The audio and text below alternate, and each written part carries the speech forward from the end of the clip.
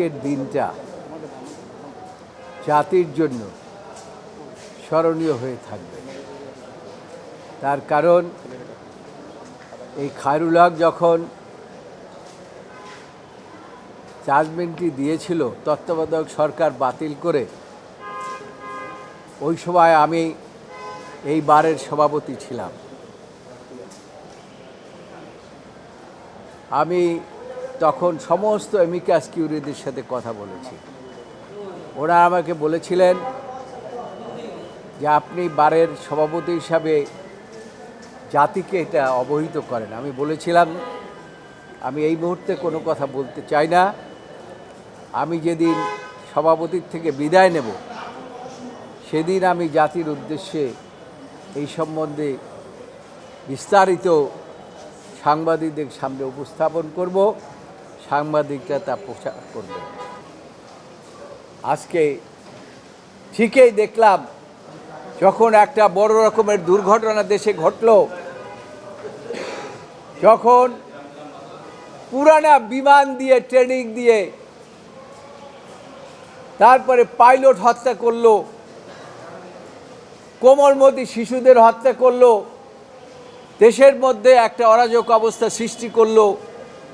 সেই অবস্থায় ইচ্ছা করলে সরকার এই খায়রুল হককে অনেক আগে গ্রেফতার করতে পারতেন।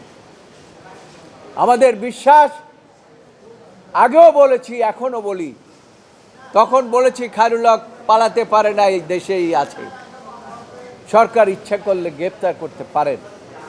কিন্তু তারপরে এতদিন গ্রেফতার করে নাই। তাই সরকার প্রধানকে বলবো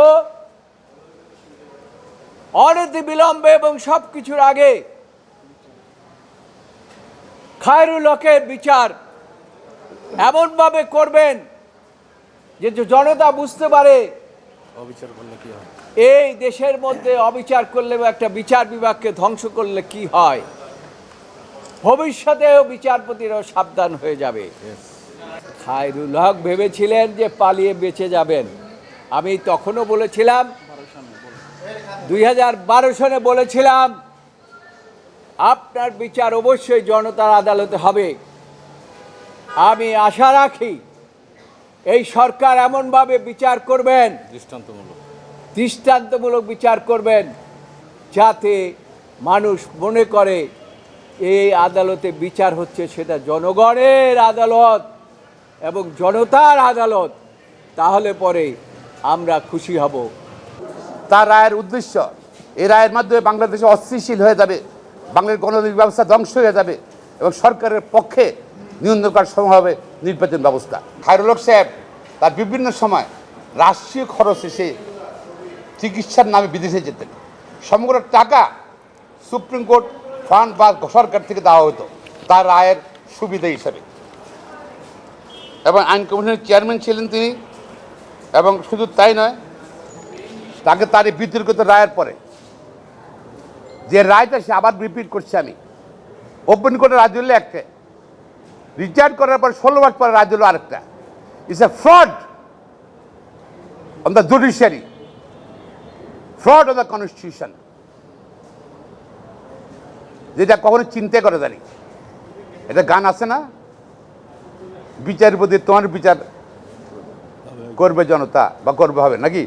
দেখেন বিচারপতিরা যে তারা পক্ষপাত দুষ্ট হলে কী হয়, আজকে খায়রুল হকের এই করুণ অবস্থায় গ্রেপ্তার এটাই প্রমাণ করে।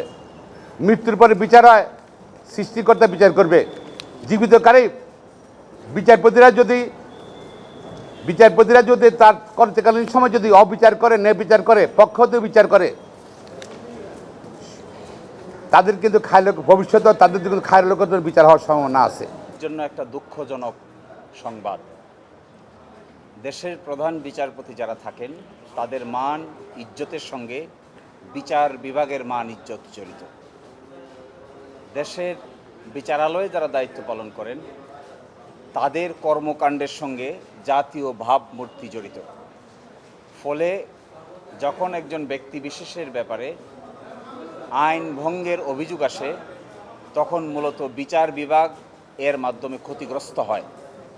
ফলে আজকে জনাব বিচারপতি খায়রুল হক সাহেবকে যে মামলায় অ্যারেস্ট করেই জেলে নেওয়া হোক না কেন, আমি মনে করি এটা বাংলাদেশের বিচার বিভাগের ইতিহাসে একটা খারাপ সংবাদ।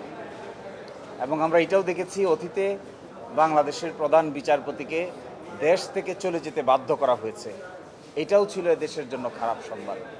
কিন্তু এটা হয় কেন? কেন এরকম হতে হবে? কেন এরকম দেখতে হবে? এই কথা বলেই আমি শেষ করে দিব। বাংলাদেশের সংবিধানে বিচারকরা যে শপথ নেন সেখানে বলা আছে কোনো রকমের অনুরাগ বা বিরাগের বশবর্তী হয়ে কোনো সিদ্ধান্ত গ্রহণ করবেন না, আইন অনুযায়ী সিদ্ধান্ত গ্রহণ করবেন। কিন্তু আপনারা দেখতে পাবেন এই বিচারপতি জনাব খায়রুল হক অনুরাগ বা বিরাগের বশবর্তী হয়ে তারা সিদ্ধান্ত নিয়েছেন কেয়ারটেকার গভর্নমেন্টের। এটা কি আসলে অভিযোগটা কি? অভিযোগটা হলো একটা আদেশ যা ওপেন কোর্টে ঘোষণা করা হয়েছে, এই আদেশটাকে পরিবর্তন করে ফেলেছেন যখন পূর্ণাঙ্গ জাজমেন্ট বেরিয়েছে। এই যে পরিবর্তন করে ফেলা, এই পরিবর্তন করে ফেলার মাধ্যমে যে ফ্রড করা হয়েছে, জুডিশিয়াল ফ্রড, এই ফ্রড আমরা কোনোভাবেই আর বিচার বিভাগ থেকে দেখতে চাই না। 13th অ্যামেন্ডমেন্টে যে জাজমেন্ট হয়েছে তাতে করে তিনি গণতন্ত্রকে হত্যা করেছেন। In the name of basic স্ট্রাকচারের নাম করে 13th অ্যামেন্ডমেন্ট তিনি যেটাকে স্ক্র্যাপ করে দিয়েছিলেন সেটা বেসিক স্ট্রাকচারের সাথে সঙ্গতিপূর্ণই ছিল 13th অ্যামেন্ডমেন্ট।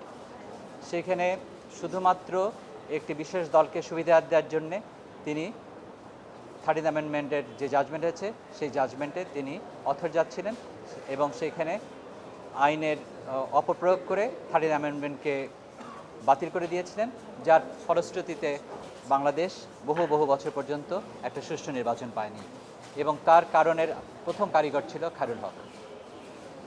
বাংলাদেশের বিচার বিভাগে এমন একজন ব্যক্তিত্ব পেয়েছিল দেশের মানুষ, যিনি মোর ক্যাথলিক দেন পোপ, অর্থাৎ শেখ হাসিনার চেয়ে বড় আওয়ামী লীগের ছিলেন এই অবিচারক খায়রুল হক। সারা বাংলাদেশের মানুষ তাকে চিনে একজন জ্ঞান পাপী হিসাবে। জ্ঞান পাপী কেন বললাম? জ্ঞান পাপী, এই মহামান্য সুপ্রিম কোর্টের পবিত্র জায়গায় সর্বোচ্চ চেয়ারে বসে তার স্বেচ্ছায়, যে কারণে বললাম মোর ক্যাথলিক দেন পোপ, স্বেচ্ছায় সজ্ঞানে উদ্দেশ্য প্রণোদিত হয়ে তত্ত্বাবধায়ক সরকার ব্যবস্থাকে বিলোপ করেছেন। তারপরের ইতিহাস প্রত্যেকেরই আমাদের জানা। এই শেখ হাসিনার পতনের পর 5ই আগস্ট পতনের পর আমি এই জায়গায় দাঁড়িয়ে আপনাদেরকে বলেছিলাম যে খায়রুল হকের এমন বিচার হওয়া উচিত যেন ভবিষ্যতে বিচারাঙ্গনে আর নতুন কোনো খায়রুল হকের জন্ম না হয়।